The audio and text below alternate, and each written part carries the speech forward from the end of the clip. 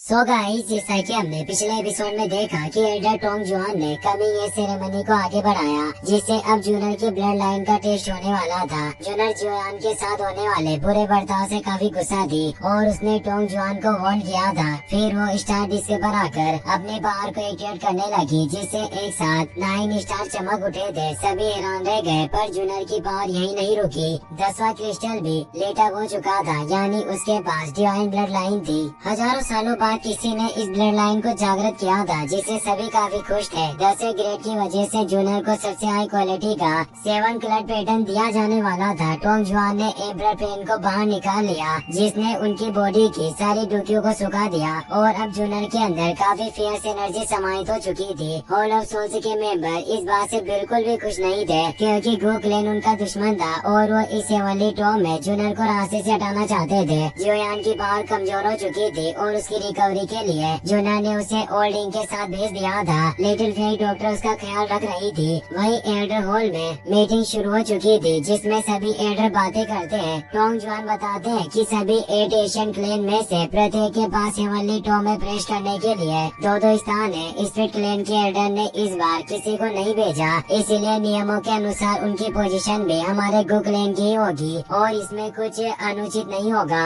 तो एक एल्डर कहता है कि इस बार हमारे कबीले से 6 लोगों को सिलेक्ट किया गया है जो हेवनली टॉम में जाने वाले हैं, इसीलिए हमारे पास अभी भी 2 सीट कम है। तो एक दूसरा एल्डर कहता है कि जियो फैमिली की 2 पोजीशन को भी अगर हम इसमें ऐड कर लें तो हमारे पास टोटल 6 स्थान खाली होंगे। इस पर दूसरा एल्डर कहता है कि इस बार जियो फैमिली का वो जियोयान भी यहाँ आया है, तो आखिर इस हिसाब से हमारे पास एक पोजीशन कम पड़ रही है। एल्डर गुरुयामा कहता है कि जियो कबीला काफी सालों से गिरावट में है, इसीलिए आखिर वो इस हेवनली टॉम में कैसे प्रवेश कर सकता है, इस बात को उसे भी समझना होगा। और मुझे लगता है कि अगर जियोयान को भी इस बात का पता चला कि हम उसे हेवनली टॉम में नहीं जाने दे रहे, तो भी वो हमारा कुछ नहीं बिगाड़ पाएगा। जूनर को पता था कि वो कभी जियोयान को हेवनली टॉम में जाने नहीं देंगे, इसीलिए वो जियोयान के पास जाने की बजाय इस एल्डर हॉल में आ गई थी और सभी से कहती है कि तुम लोग आखिर इस तरह से बेशरम कैसे हो सकते हो। सभी को काफी गुस्सा आता है, क्योंकि उन्हें पसंद नहीं था कि जूनर जियो कबीले की साइड ले, पर आखिर वो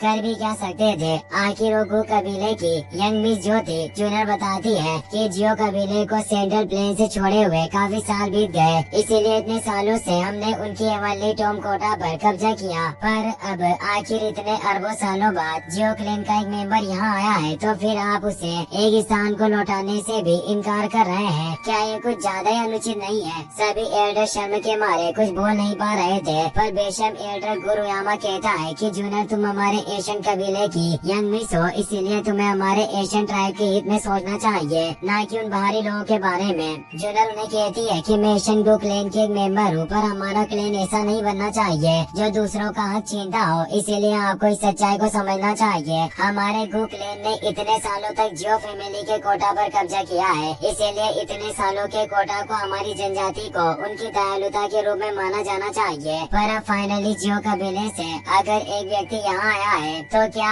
आप उनकी इस दयालुता को इस तरह से रिपे करना चाहते हैं? क्या हम इतने ही बुरे हैं? मैं इस बात को कभी भी मान नहीं सकती। अगर जियोयान को ये बात पता चली तो आखिर वो हमारे कबीले के बारे में क्या सोचेगा। इससे एल्डर गुरुयामा को काफी गुस्सा आता है, तो एक दूसरे एल्डर जूनर से कहते हैं कि ये तो वो जगह है जहाँ सभी एल्डर मिलकर मीटिंग करते हैं, तुमने इस जगह पर आकर नियमों को तोड़ा है। तो जूनर कहती है कि एल्डर गुकियन, क्या मुझे कोई मामूली व्यक्ति समझ रहे हैं? क्या आपके पास 7 कलर का क्लेन पैटर्न मौजूद है जो आप मुझसे ये बात कहने की हिम्मत कर रहे हो? और वो अपनी एनर्जी को वहाँ फैलाने लगती है, इससे सभी एल्डर डर जाते हैं। टोंग जुआन सभी एल्डर से कहते हैं कि इस कलरफुल ट्राइबल पैटर्न का आप में से कोई भी सामना नहीं कर सकता, और वैसे भी जूनर की बातें सही है। जियोयान ने गुयाओ के साथ फाइट में पहले ही अपनी पावर को साबित कर दिया था, इसीलिए हमारे कबीले ने जियो कबीले के कोटा पर इतने सालों तक जो कब्जा किया, वक्त आ गया है कि उन्हें वो कोटा वापस लौटाने का। गुरुयामा को काफी गुस्सा आ रहा था, पर कोई जूनर के आगे कुछ नहीं कर सकता,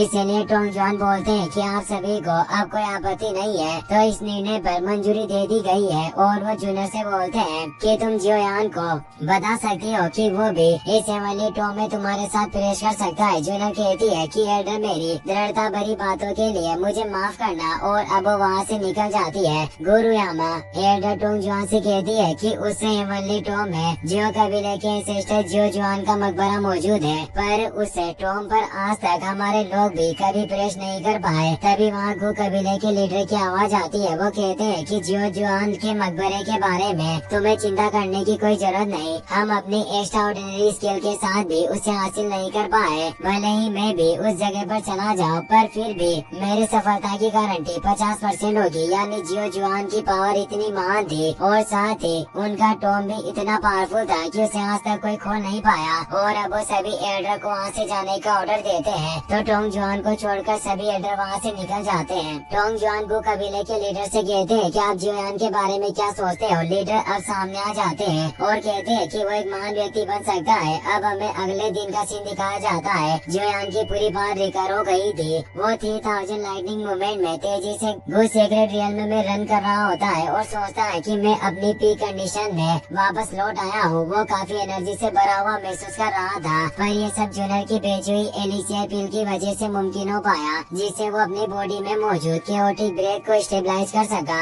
तभी उसे वहाँ एक पावरफुल ऑरा का एहसास होता है, क्योंकि वहाँ पर गो क्लेन के लीडर गो गुआन होते हैं, जिनकी पावर बैटल गॉड रियल्म में थी। बैटल गॉड फाइट संधि के बाद वाली लेवल होती है। जियोयान को उसकी पावर से ही एहसास हो जाता है कि ये जरूर कोई महान व्यक्ति है, और अगर उसने उन्हें परेशान किया तो एक बड़ी प्रॉब्लम में पड़ सकता था। वो धीरे से उनके पास जाता है और विनम्रता से कहता है कि इस बच्चे को माफ करना। मैं लापरवाह था जो इस जगह तक चला आया। अगर मुझसे कोई गलती हुई होगी तो मुझे आशा है कि सीनियर आप मुझे माफ कर देंगे। गोयुआन कहते हैं कि माफी मांगने की कोई जरूरत नहीं, मैं तो खुद तुम्हारा यहाँ इंतजार कर रहा था। और वो अपनी पावर से जियोयान को लेकर एक अलग जगह पर पहुँच गए। जियोयान इससे हैरान हुआ कि वो एक पल में ही जगह बदल सकते हैं। गोयुआन कहते हैं कि मैंने कभी उम्मीद नहीं की थी। जियो कबीले ने फाइट गॉड ब्लड लाइन को पीछे छोड़ दिया है, पर मुझे आश्चर्य हुआ कि जियो फैमिली में अभी भी तुम्हारे जैसे आउटस्टैंडिंग यंग मैन मौजूद है। जियोयान कहता है कि क्या मैं जूनियर आपका नाम जान सकता हूँ। तो बताते हैं कि मेरा नाम गुयुआन है और मैं जूनियर का पिता हूँ जो इस गो कबीले के लीडर थे। जियोयान इससे हैरान हुआ कि जूनियर के पिता गो कबीले के लीडर है। जियोयान उनसे पूछता है कि आखिर आप मुझे यहाँ खोजने क्यों आए, क्या आप किसी विशेष मुद्दे पर मुझसे बात करना चाहते हो। वो कहते हैं कि मैं तुओशी एशियन एम्परर जेट के बारे में बात करना चाहता हूँ, क्योंकि वो जानते थे कि जियोयान के पास मौजूद है। जियोयान इससे एक्टिव हो गया क्योंकि गो कबीले के लोग कब से उसे हासिल करना चाहते थे, जिसके लिए उन्होंने जूनर को बचपन में जियो फैमिली में भेजा था। गोयुआन बताते हैं कि कई ऐसी कहानी है जिनके अनुसार जब तुओशी गॉड मर गए थे तब उन्होंने अपने पीछे एक फाइट गॉड अवशेष छोड़ दिया और उस विरासत में फाइट गॉड ब्लड लाइन को तोड़ने का एक रहस्य छिपा हुआ है। और इस फाइट गॉड विरासत को पाने के लिए ही 8 एशियन ट्राइब की कुछ महाशक्तियों में लगातार युद्ध चलते हुए आए हैं, जिससे उस फाइट गॉड विरासत की जो चाबी थी वो 8 टुकड़ों के अंदर विभाजित हो गई। और उस चाबी का हर एक टुकड़ा एक एक ट्राइब के पास है, और तुम्हारे पास भी एक तुओशी एशियन गेट का टुकड़ा है जो 8वां पीस है। जियोयान को ख्याल आता है कि फाइट गॉड ब्लड लाइन की शक्ति उसने पहले महसूस की थी जब वो फालन हार्ट फ्लेम टावर में गया था, जहाँ जमीन की गहराई में उसे वो महाशक्ति का एहसास हुआ।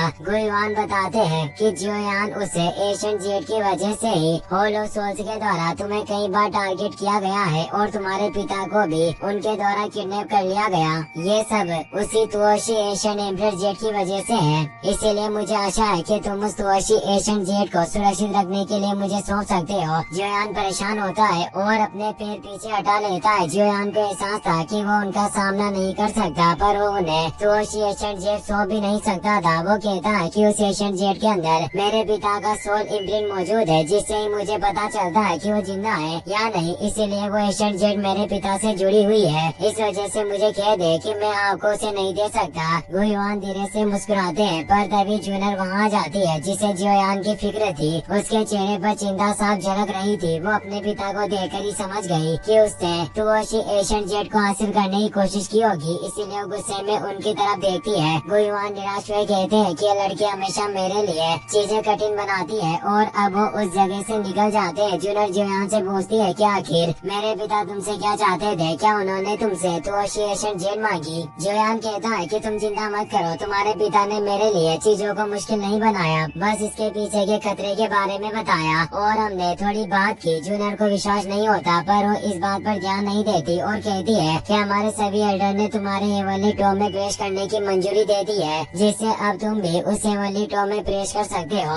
जोयान इससे खुश हुआ, इसके लिए वो थैंक्स कहता है। अब हमें उस हेवनली टॉम के एंट्रेंस का सीन दिखाया जाता है, जहाँ बाकी कबीलों के डिसिबल पहुँच गए थे। वो कबीले के 4 पेटिशनर वहाँ आए थे और बाकी सभी कबीलों के 2-2 पेटिशनर आए हुए थे। सिर्फ स्पीड कबीला वहाँ नहीं आया था, जिससे उनकी 2 पोजीशन की वजह से ब्रुकलिन के 4 पेटिशनर अंदर प्रवेश करने वाले थे और जूनर जोयान के कोटा के साथ अंदर प्रवेश करने वाली थी। तभी एक सिंह वाले पिष्ट पर बैठकर जोयान और जूनर वहाँ जाते हैं। जोयान जूनर को नीचे उतरने में मदद करता है। जूनर जोयान को बताती है कि हमारे कबीले के एल्डर ब्रदर किंग यांग भी इस हेवनली टॉम में प्रवेश करने वाले हैं और जूनर उसे मेडिसिन क्लेन के 2 मेंबर के बारे में बताती है, जो भी इस हेवनली टॉम में प्रवेश करने वाले थे। साथ ही वो कहती है कि इस बार सभी ट्राइब के लोग इस हेवनली टॉम में प्रवेश कर रहे हैं, सिर्फ स्पीड ट्राइब को छोड़कर, जो यहाँ नहीं आए। थंडर कबीले के भी 2 यंग पेटिशनर वहाँ मौजूद थे, जिनका नाम लेलुओ और ले स्नो था, और स्टोन कबीले के भी 2 हट्टे-कट्टे पेटिशनर मौजूद थे।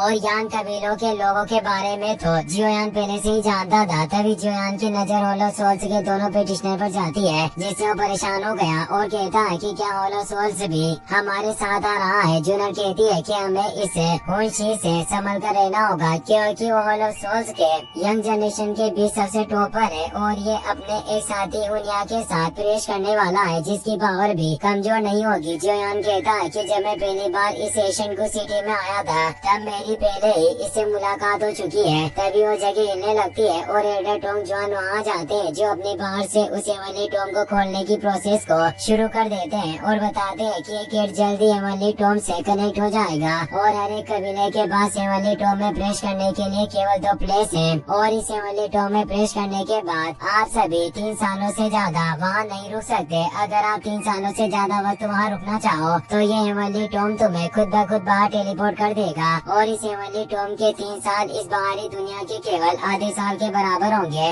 और अब एक फियर्स एनर्जी के साथ हेवनली टॉम का दरवाजा खुल जाता है। जियो यहाँ सोचता है कि हेवनली टॉम की 3 साल की यात्रा में मैं अपने जियो कबीले से मिलने वाले इस अपॉर्चुनिटी को बिल्कुल भी मिस नहीं होने दूंगा। और अब टोंग जुआन सभी को अंदर जाने को कहते हैं। सभी तेजी से अंदर जाते हैं। जियोयान भी जूनर के साथ अंदर चला जाता है और अब सबसे बाद में हुनिया और हुनशी भी अंदर चले जाते हैं। इसी के साथ ये एपिसोड यहीं पर खत्म हो जाता है। वीडियो पसंद आया हो तो अपने दोस्तों के साथ शेयर करना। Thanks for watching.